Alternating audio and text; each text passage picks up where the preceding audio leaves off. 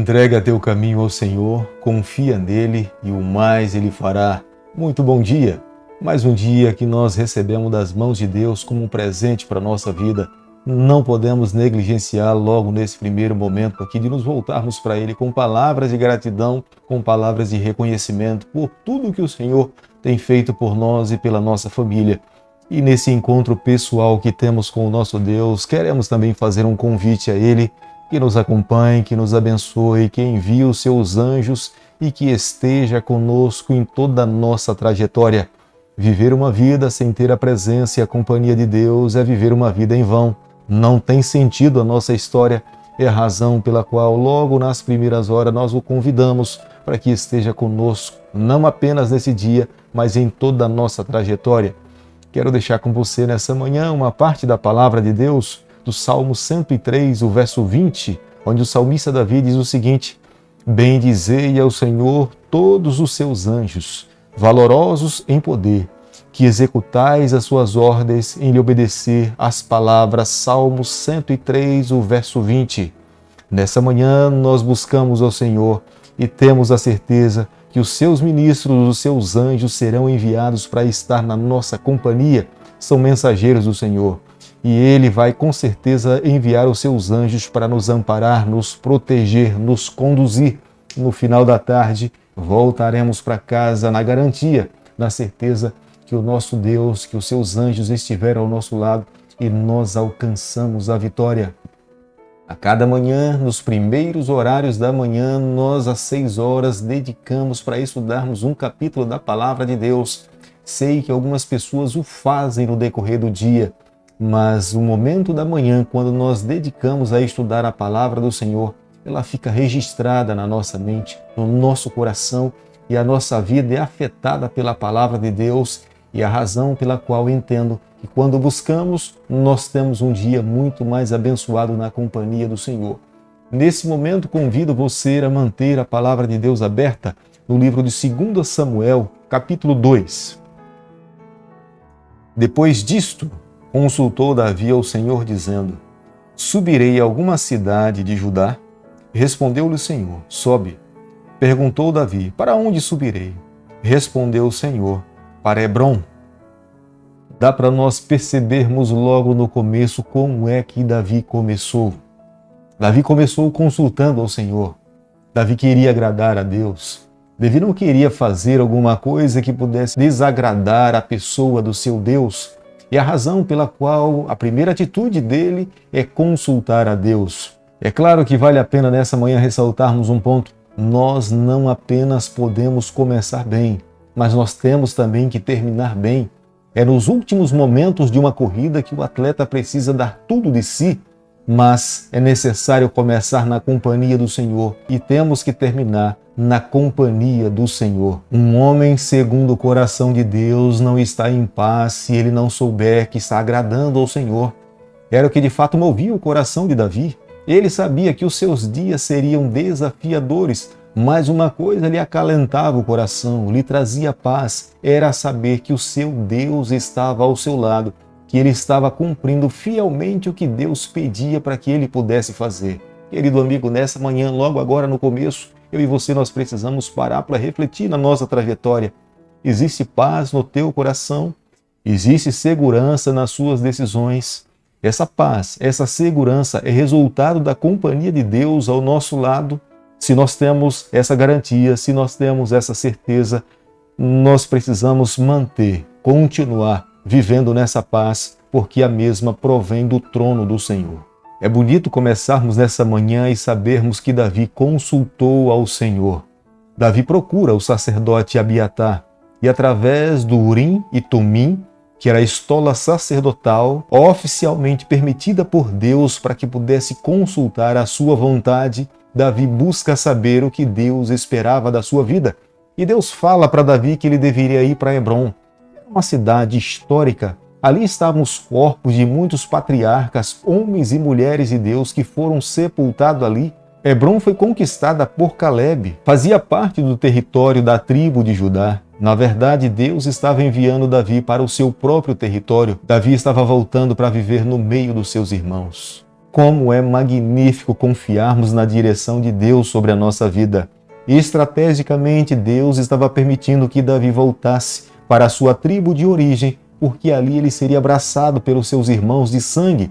E posteriormente, como era uma tribo forte, Davi teria condições de conquistar o coração sob a liderança de outras tribos. Abner era comandante do exército de Saul. Ele era o terceiro homem depois de Saul. Entre eles estava apenas Jonatas, mas era um comandante forte no reinado de Saul. Abner era superior a Joabe, que era comandante do exército de Davi em todas as áreas. Era muito superior nas suas habilidades e na sua liderança. Isbosete era filho de Saul. Isbosete também era conhecido como Ebaal, que o significado do seu nome quer dizer homem de Deus, mas Ibosete, o significado desse nome significa homem de vergonha, representando a forma vergonhosa como ele morreu. Abner era o comandante do exército de Saul.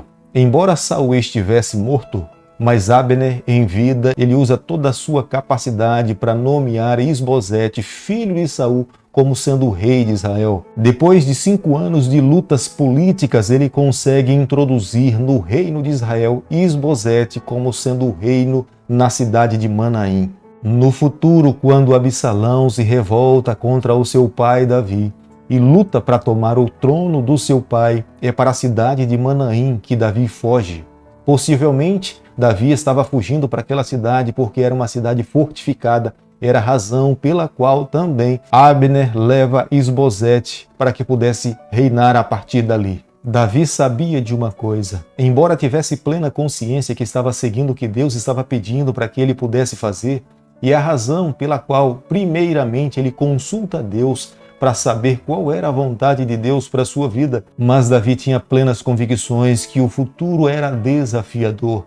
A nação de Israel estava dividida. Abner sonhava que Isbosete se tornasse rei de Israel, sendo que Davi e Abiatar, ao ouvir o conselho de Deus, Deus queria tornar Davi o rei do seu povo. Mas para alcançar esse objetivo, Davi sabia que muitos desafios teriam que ser ultrapassados. Somente vivendo uma vida dependente no Senhor, confiante na mão divina, é que ele conseguiria alcançar tamanho objetivo. Azael era um jovem talentoso que servia Davi. Era sobrinho de Davi, filho da sua irmã Zeruia, mas ele confiava mais no seu talento do que no conselho do comandante Abner. Em vez de Azael promover a unidade dentro do reino de Israel, Azael promovia a desunião.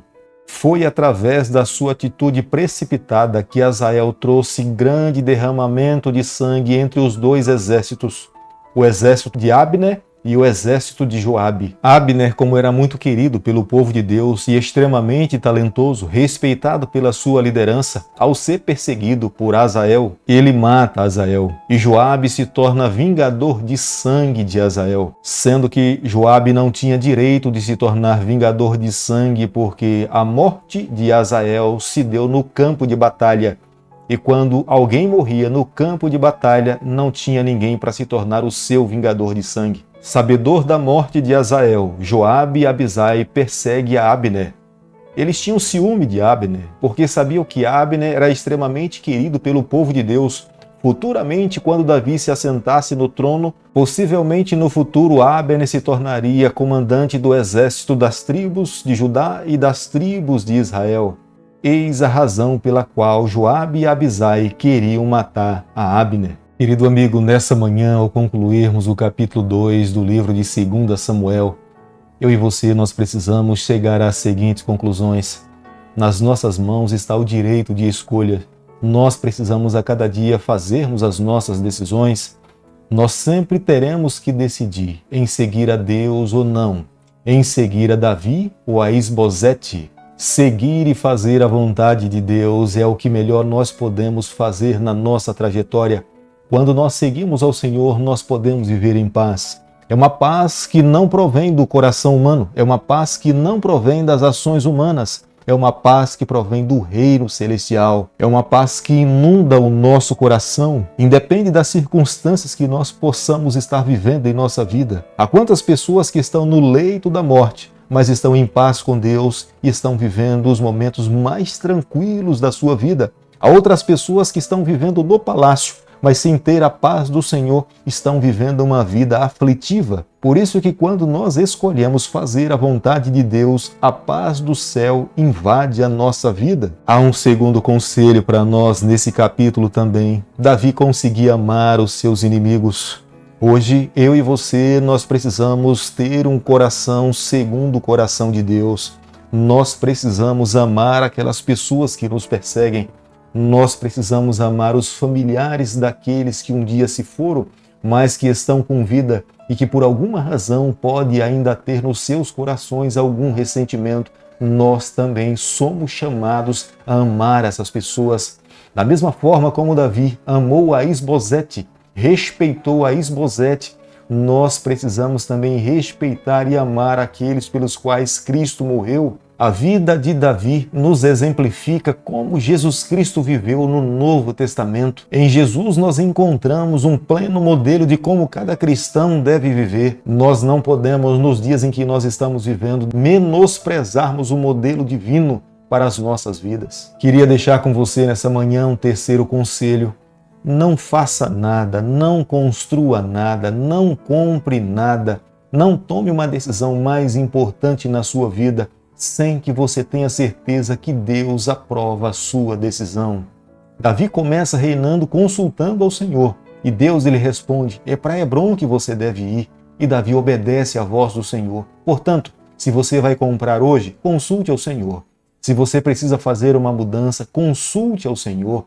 Se você vai construir uma família, consulte ao Senhor. Se é alguma outra decisão, importante ou menos importante, não menospreze a orientação do Senhor. Deus está aberto a abençoar a nossa vida, mas Ele espera que os seus filhos vivam uma vida de obediência, tenham a Ele como sendo soberano sobre a sua vida. Ele não pode ser o primeiro, Ele tem que, na verdade, ser o único e exclusivo sobre a nossa vida. Por isso que nessa manhã, nesse momento, eu convido a você para que nós possamos clamar por Ele, para que Ele governe sobre a nossa vida por completo. Querido Pai, nas Tuas mãos, nessa manhã, nós nos colocamos, confessamos as nossas falhas, abrimos o nosso coração, permitimos que o Senhor nos conduza, é o nosso pedido, é a nossa oração e nós fazemos em nome de Jesus. Que o Senhor te abençoe e te guarde, que Ele faça resplandecer o seu rosto sobre você, que Ele tenha misericórdia de você, que sobre você, nessa manhã, Ele levante o seu rosto e conceda a sua paz, em nome de Jesus. Amém.